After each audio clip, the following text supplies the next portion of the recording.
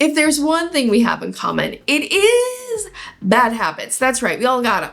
There are all things that we do in our knitting that is maybe less than ideal, maybe even be causing us problems. But when you know better, you can do better. It is possible to break these bad habits. Or if you're a beginner, don't even learn from our mistakes. Learn from the more experienced knitters' mistakes and avoid them altogether. So hit subscribe, hit the notification bell, give this video a thumbs up, and learn more bad habits every knitter should avoid, or at least break that habit.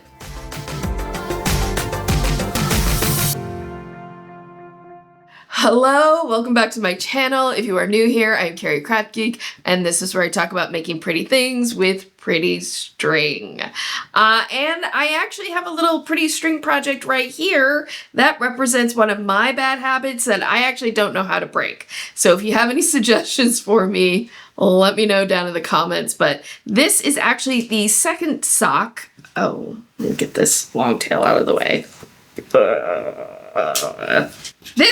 This is a bad habit of mine, being scared of like cutting the tail when I have a tail that's too long. And I'm gonna break that habit right now by breaking this tail. It doesn't need to be that long. There, I did it. The world didn't end, I'm fine. But this project does actually represent a bad habit of mine that I have yet to figure out how to break. And that is having lots of whips and sort of losing track of them at times. And I'm not kidding, this has been missing for 2 years. So if you have any suggestions on how to, not lose track of whips. I know like maybe working one project at a time would do it, but that's not really my way. So yeah, this video today, it's not really themed. I'm just gonna be sharing with you some random bad habits I think are common amongst in the knitting world, what we might be able to do about breaking them. Several of these habits, if I'm not guilty of them now, I was probably guilty of them at some other time in my early knitting life. And they're just things that we can hopefully avoid.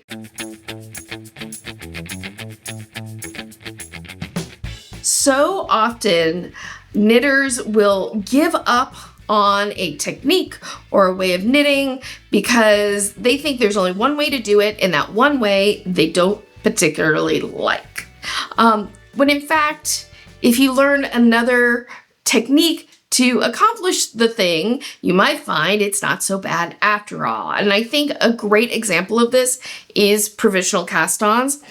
A lot of times when we first learn how to do a provisional cast on, what we're shown is the crochet provisional cast on.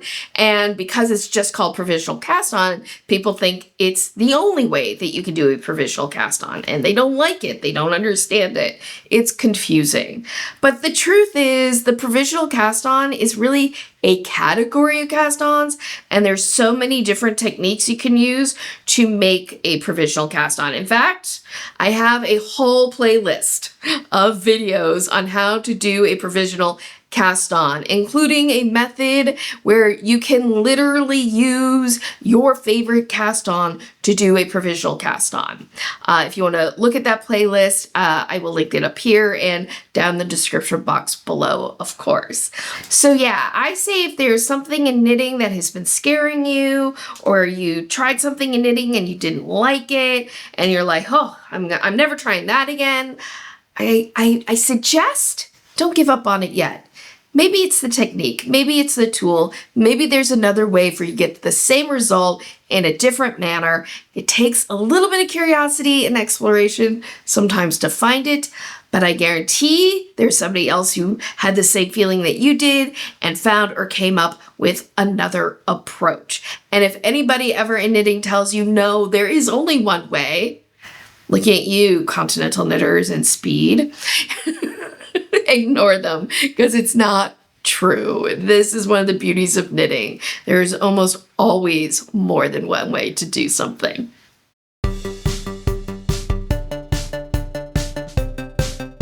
Okay, knitters, this one is kind of obvious. You might even look at it and go, really, I need to be told that? But honestly, I think we do need the reminder because it's a really common bad habit. It is one I'm absolutely guilty of, and that is knitting in poor light. Besides the fact that it causes us eye strain, it also means that we're not really seeing our knitting all that well. And if we're not seeing our knitting all that well, it makes it harder to avoid mistakes and catch errors. And the earlier you catch a mistake, the easier it is to fix it. Oops. Okay. Had a little bit of a split fiber there, but we can fix this. Don't even need a crochet hook. There we go. How fortuitous that I happen to have good lighting and I'm talking about mistakes in good lighting and had a mistake.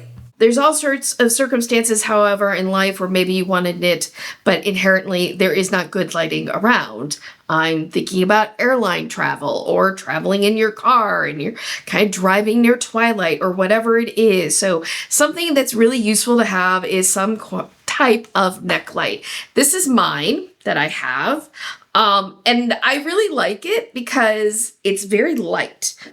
I can just wear this around my neck and I turn it on, and you're not going to see the lights very well right now, but it provides plenty of light, and I've got my own little headlights, if you will. They're like my headlight knitting lights, and it is, when I'm traveling, I carry this with me in my travel knitting bag. I have been known to be knitting in my bedroom where maybe I don't have the best light at night, and I will use this for additional light. In fact, I shot a video with this as my only light source.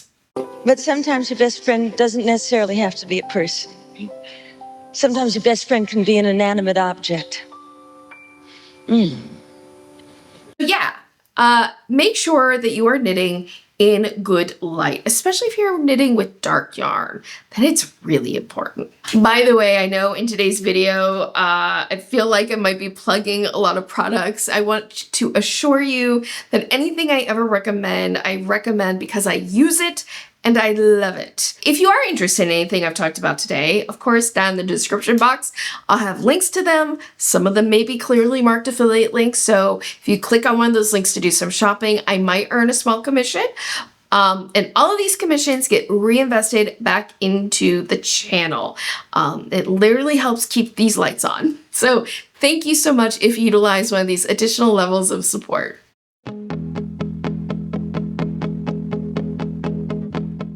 You want to know a little dirty secret about me shooting YouTube videos and knitting at this desk and talking to all of y'all?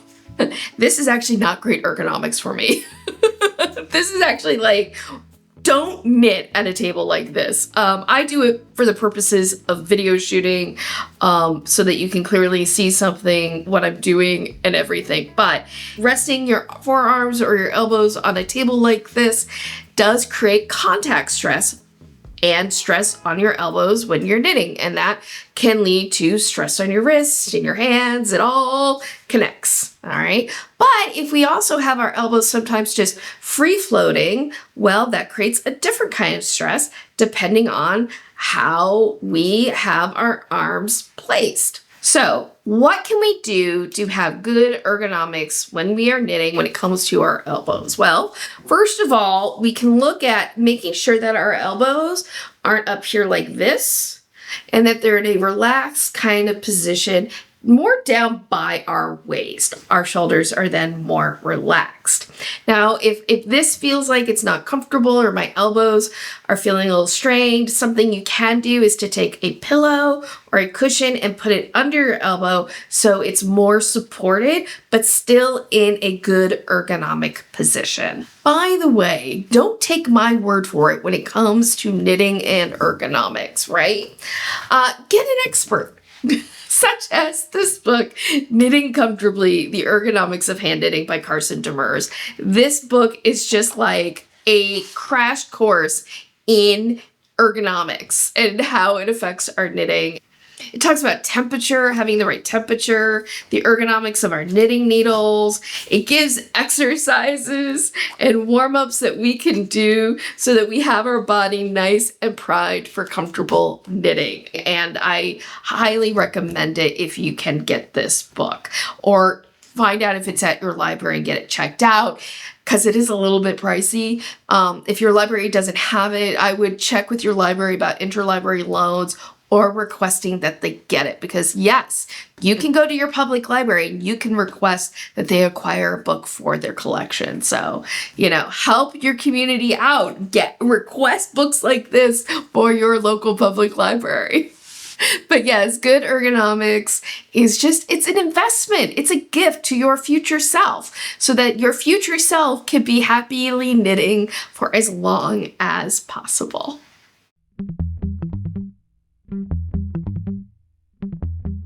Too often we think that there is one type of needle to rule them all. Now, I will admit, as a knitter, knitting needles themselves is kind of a special interest of mine. I think the thing I find so fascinating is it seems like it's such a simple tool, but actually there's a huge amount of variety when it comes to knitting needles. I mean, you have straights and circulars and DPNs. There's the different materials that knitting needles can be made out of, but there's also the shape of the tip. You have knitting needles that have a blunter tip. You have knitting needles that have a sharper tip with a longer taper. Those are usually called lace tip needles. There's, of course, interchangeable needles where you have different lengths of the knitting tip that can be 2 inches or 4 inches or 5 inches, depending on the size of the circumference that you want to make. There's just a lot of options out there. And believe it or not, these differences can have an impact on your knitting experience. Again, I'm going to talk about myself here. I have a deep and abiding love for metal needles, okay? These are 2 of my 7 interchangeable needle sets. Of my interchangeable needle sets, 5 of them are metal needles. I love me some metal needles. But metal needles are not appropriate for every situation. These are my Knit Pro Carbon's carbon fiber needles. And they are still fast, right? Not as fast as my metal needles, but these are still fast needles. But the carbon fiber grips the yarn just a little bit more, and that little bit of extra grip is really useful for stranded color work. And that's because with stranded color work, in order to get good float tension, I do this simple trick. Blink and you miss it, but I push the stitches back on my right needle at a color change, so my float has to travel further and I get better tension.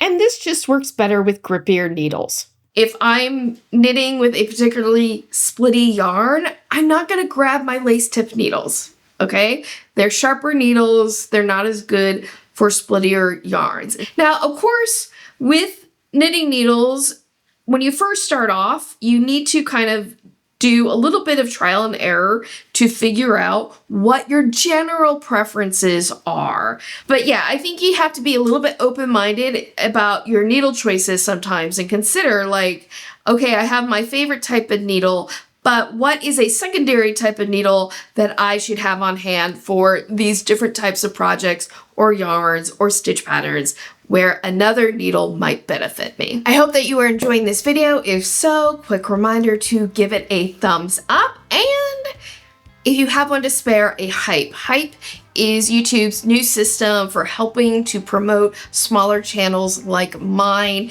And if you give this a hype and I get lots and lots and lots of hypes, I could make a leaderboard of hypes. So if you have a hype to spare, please consider leaving me a hype to help promote my channel.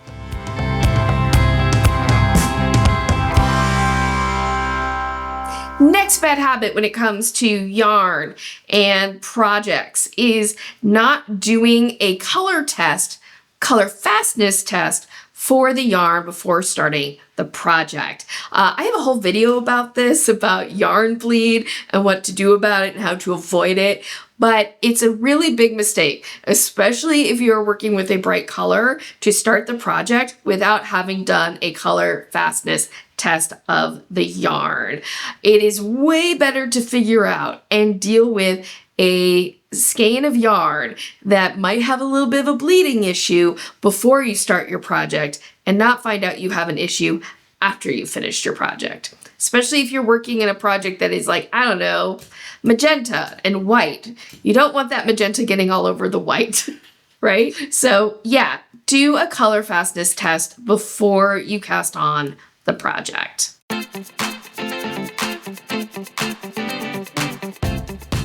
Last but not least, in bad habits we're all guilty of, it has to do with what I think of as skein management, but probably better defined as skein storage.